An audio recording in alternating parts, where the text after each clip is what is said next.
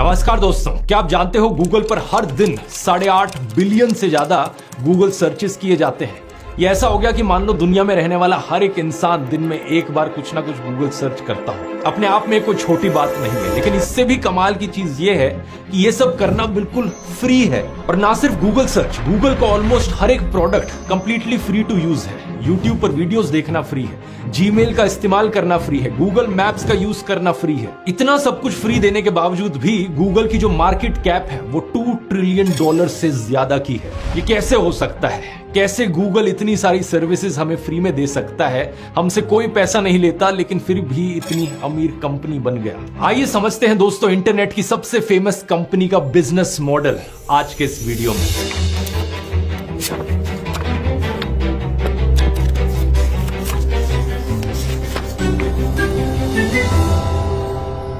आपने अक्सर सुना होगा दोस्तों कि कैसे आज के दिन हम फोटोकॉपी मशीन को जेरोक्स मशीन कहते हैं, व्हाइट ग्लू को फेविकोल कहते हैं और एडेसिव बैंडेज को बैंडेड कहते हैं। जब भी कोई कंपनी अपनी फील्ड में इस तरीके से डोमिनेट करती है तो उसके नाम को ही उसके काम से एसोसिएट किया जाने लगता है। इसी तरीके से इंटरनेट सर्च करने को आज के दिन कहा जाता है कि गूगल करो। इसी गूगल सर्च की शुरुआत दोस्तों साल 1998 में हुई थी एक कॉलेज प्रोजेक्ट के तौर पर। लैरी पेज और सर्गे ब्रिन ने इसे बनाया था एक मिशन के साथ कि दुनिया की सारी इंफॉर्मेशन को ऑर्गेनाइज करना और उसे एक्सेसिबल और useful banana. What is our mission? Basically, we want to organize the world's information and make it universally accessible and useful.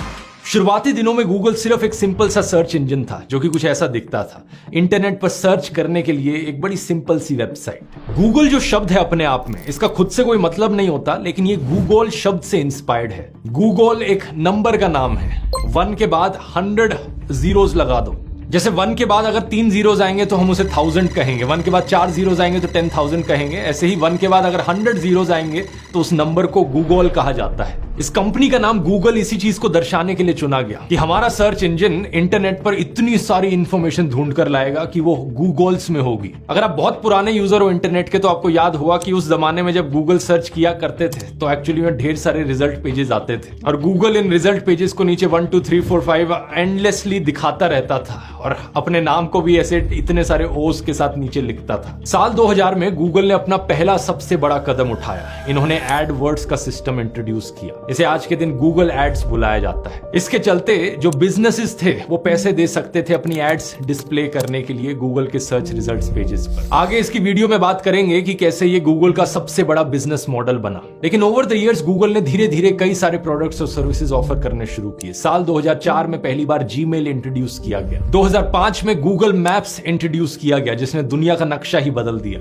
2006 में यूट्यूब को एक्वायर किया गूगल ने, जिस पर आप ये वीडियो देख रहे हो। बहुत से लोग इस चीज को नहीं जानते कि शुरुआत में YouTube अपनी एक अलग कंपनी हुआ करता था। ये सिर्फ 2006 में ही था कि गूगल ने YouTube को खरीदा। इसके बाद 2008 में गूगल एंड्रॉइड को इंट्रोड्यूस करता है, वही मोबाइल ऑपरेटिंग सिस्टम जो ज्यादातर लोगों के फोन में डला हुआ है। इसी साल गूगल अपना वेब ब्राउजर भी लॉन्च करता है, गूगल क्रोम, जो कि आज के दिन दुनिया का सबसे पॉपुलर वेब ब्राउजर है। आगे चलकर गूगल अपने हार्डवेयर प्रोडक्ट्स भी बनाने लगा। इनके पिक्सल स्मार्टफोन्स, इनके क्रोमबुक लैपटॉप्स और स्मार्ट होम डिवाइसेस। आज आर्टिफिशियल इंटेलिजेंस की फील्ड में भी गूगल एक्सपैंड कर रहा है और ये सब सुनकर आपको लगेगा कि एक से बढ़कर एक जोरदार प्रोडक्ट गूगल निकालता रहा और हर चीज सक्सेसफुल होती रही। लेकिन ये चीज सच नहीं है। मैंने जितने भी एग्जांपल्स आपको गिनाए ये सारे सक्सेसफुल प्रोडक्ट्स और सर्विसेज के एग्जांपल हैं। ढेर सारी ऐसी भी चीजें हैं जो गूगल ने ट्राई करी लेकिन गूगल उन सब में फेल हो गया। जैसे कि गूगल प्लस। गूगल ने अपना सोशल मीडिया प्लेटफॉर्म बनाने की कोशिश करी थी फेसबुक के कंपटीशन में, लेकिन ये फेल रहा। गूगल हैंगआउट्स, चैट करने की ऐप जो एक समय पर काफी चला करती थी लेकिन 2022 में से बंद कर दिया गया।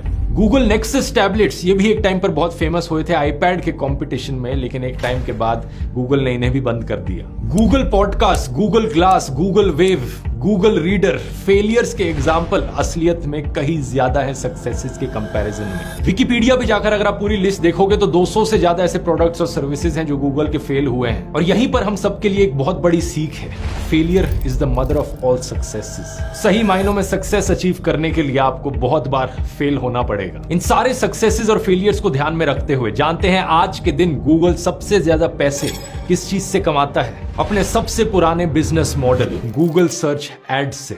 आइए डिटेल में समझते हैं। स्क्रीन पर आप देख सकते हैं साल 2022 के लिए गूगल का रेवेन्यू ब्रेकडाउन, यानी गूगल ने जो पैसा कमाया साल 2022 में वो कहां से कमाया।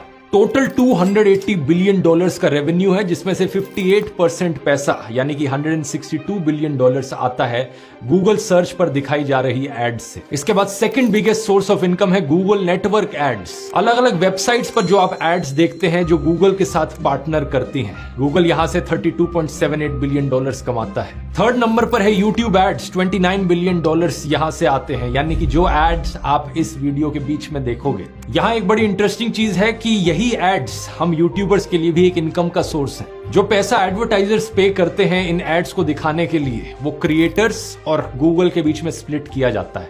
45% पैसा गूगल के पास जाता है, 55% मेरे जैसे क्रिएटर्स के पास रहता है। तो जो 45% यूट्यूब का शेयर है सभी क्रिएटर्स से, वो $29 बिलियन रेवेन्यू जनरेट करता है गूगल के लिए एक साल में। सिमिलरली गूगल प्ले स्टोर पर एप्स हैं। जब कोई ऐप क्रिएटर अपनी ऐप को बेचता है गूगल प्ले स्टोर के जरिए, उसमें से 70% रेवेन्यू उस ऐप बनाने वाले के पास जाता है और 30% रेवेन्यू गूगल को देना पड़ता है। तो इन एप्स की सेल्स से और बाकी फोन्स और लैपटॉप्स बेचकर जो गूगल पैसा कमाता है, उससे आने वाला रेवेन्यू फोर्थ नंबर पर आता है $29 बिलियन के साथ अराउंड 10.4%।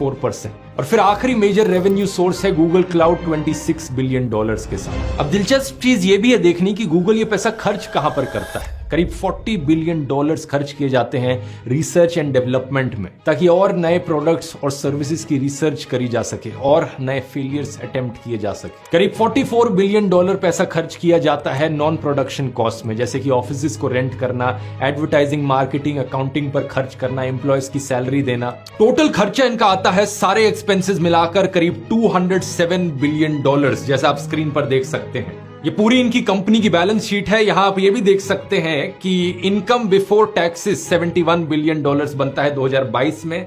करीब $11 बिलियन का ये टैक्स पे करते हैं और अप्रोक्सीमेटली $60 बिलियन का इन्हें प्रॉफिट होता है। इस पूरे बिजनेस मॉडल में जो सबसे इंटरेस्टिंग चीज है वो है ये फ्री का फंडा।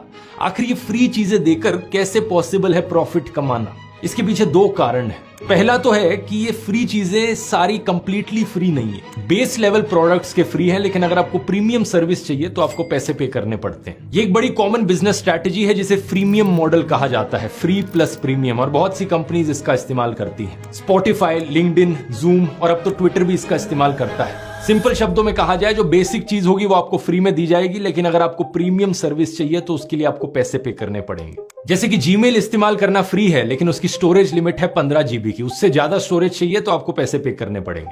गूगल ड्राइव इस्तेमाल करना फ्री है, लेकिन उसकी भी स्टोरेज लिमिट है 15 GB की। उससे ज्यादा चाहिए तो पैसे पे करने पड़ेंगे। यूट्यूब पर वीडियोस देखना फ्री है, लेकिन बीच में एड्स आएंगे। एड्स अगर आपको हटानी है तो आपको पैसे पे करने पड़ेंगे, यूट्यूब प्रीमियम खरीदना पड़ेगा। ये फ्रीमियम मॉडल बड़ा सक्सेसफुल मॉडल है, क्योंकि ये ट्राई बिफोर बाय का मौका देता है कि आप प्रोडक्ट को ट्राई कर सको और अगर आपको पसंद आए तो उसके बाद ही आप पैसे पे करो। लेकिन गूगल के केस में बात बड़ी इंटरेस्टिंग ये है कि ज्यादातर लोग फिर भी इनकी पेड सर्विसेज का इस्तेमाल नहीं करते हैं। 95% लोग जो YouTube को देखते हैं उन्होंने प्रीमियम नहीं खरीद रखा। 95% लोग जो जीमेल या गूगल ड्राइव का इस्तेमाल करते हैं वो पैसे नहीं पे करते उसके लिए, लेकिन फिर भी गूगल अपना मेजॉरिटी रेवेन्यू फ्री वाली सर्विसेज से ही कमा लेता है। यहां आता है हमारा दूसरा रीजन, डेटा कलेक्शन। जितनी ज्यादा फ्री सर्विसेज का हम इस्तेमाल करते हैं उतना ही ज्यादा गूगल के पास हमारे ऊपर डेटा अवेलेबल होता है। हर एक चीज जो हम गूगल पर सर्च करते हैं, हर एक वीडियो जो हम यूट्यूब पर देखते हैं, हर एक ईमेल जो हम भेजते हैं, इस सारे डेटा को एनोनिमसली कलेक्ट किया जाता है और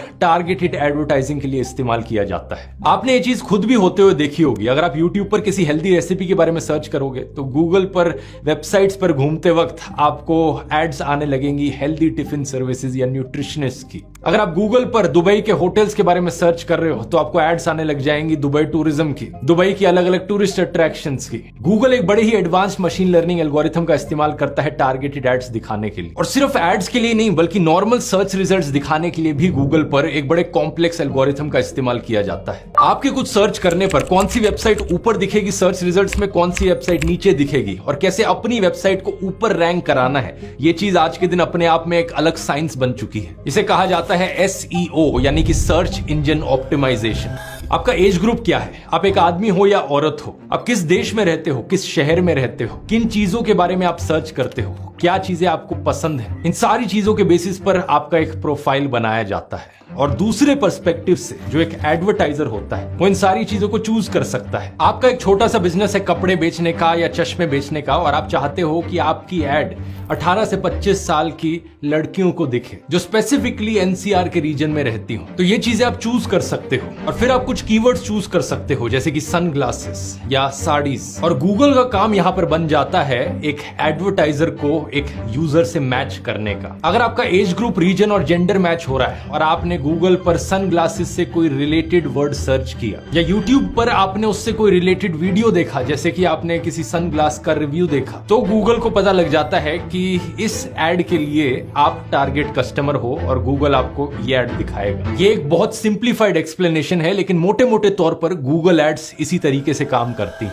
थोड़ा कॉम्प्लेक्सिटी में जाए तो एडवर्टाइजर्स के बीच में भी कंपटीशन बहुत होता है, तो एड्स की बिडिंग करी जाती है। एडवर्टाइजर्स डिसाइड कर सकते हैं कि वो कितना पैसा पे करने को तैयार हैं उनकी एड दिखाए जाने के लिए। अगर दूसरी तरफ कोई और कंपनी और ज्यादा पैसे पे करने को तैयार है तो उनकी एड पहले दिखाई जाएगी। गूगल यहां पर एड रैंक कैलकुलेशन करता है इसके लिए कि कौन सी एड को किस रैंक पर रखा जाए। इसके लिए पैसे के अलावा एड की क्वालिटी भी देखी जाती है कि दूसरी तरफ जो यूजर है वो कितना ज्यादा अच्छे तरीके से मैच कर रहा है इस स्पेसिफिक एड के साथ। उसने अगर कुछ सर्च किया है तो कितना ज्यादा रेलेवेंट है ये वाला एडवर्टाइजर्स उस एक यूजर के लिए। और यहाँ एड्स के भी अलग अलग टाइप्स होते हैं, जैसे कि सर्च एड्स। जब आप गूगल पर कुछ लिखते हो, सर्च रिजल्ट्स में जो टॉप पर एड्स आती हैं उन्हें सर्च एड्स कहा जाता है। फिर होती हैं बैनर एड्स। अलग अलग वेबसाइट्स पर जब आप जाते हो, जैसे किसी न्यूज वेबसाइट पर, तो बैनर्स में जो एड्स साइडों में आपको दिख रही होती है ये गूगल डिस्प्ले नेटवर्क का हिस्सा होती है। और फिर है यूट्यूब पर दिखाए जाने वाली वीडियो एड्स, जो वीडियो के बीच में या वीडियो के पहले प्ले होती है। इसमें भी स्किपेबल और नॉन स्किपेबल की कैटेगरी होती है। अगर हम इन सारी अलग अलग टाइप की एड्स से आने वाले पैसों को टोटल करके देखें तो गूगल का जो टोटल एड से आने वाला रेवेन्यू है